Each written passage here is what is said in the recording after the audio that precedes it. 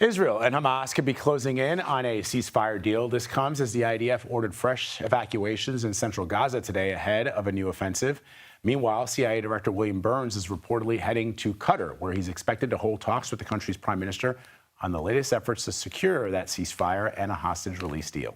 For more on this, we're joined by CBS News foreign correspondent Chris Livesay. He joins me now to discuss.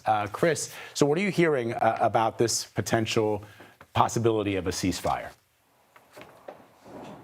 Well, it's an old song, right, Vlad? We've heard it over and over again that we're getting closer, and then nothing happens. But there do appear to be promising signs that this time might be the one. For instance, John Kirby, White House spokesman, says they are cautiously optimistic. Another reason, a Hamas source told the Washington Post that Hamas is giving up its demand for the IDF to end the war first and to completely pull out of the Strip before any kind of deal could be made. So that was a huge sticking point that apparently is no longer there. And then finally, the Israeli defense minister said that this is the closest Israel and Hamas and all the parties involved have been since they last reached a deal more than a year ago, which led to the release of more than 100 hostages in exchange for Palestinian prisoners. So we spoke to some other people about this up close, some of the family members of the hostages who have been waiting for more than a year, since October 7th of 2023. The father of two hostages, two brothers who are being held together, said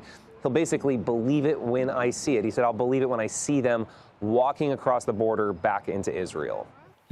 And so then begs the question, Chris, what kind of political pressure, both internally and externally from the United States, for example, is Prime Minister Netanyahu under to get this deal done?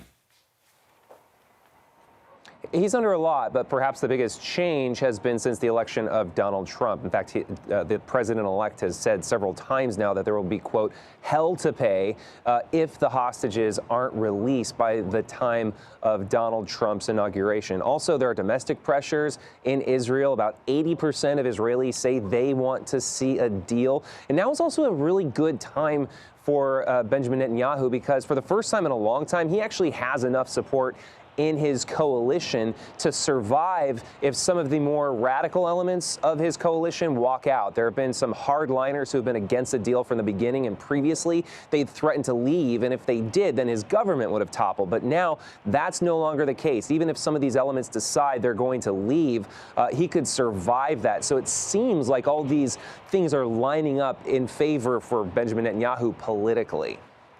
All right, Chris Livesay for us. We appreciate it, Chris. Thank you very much.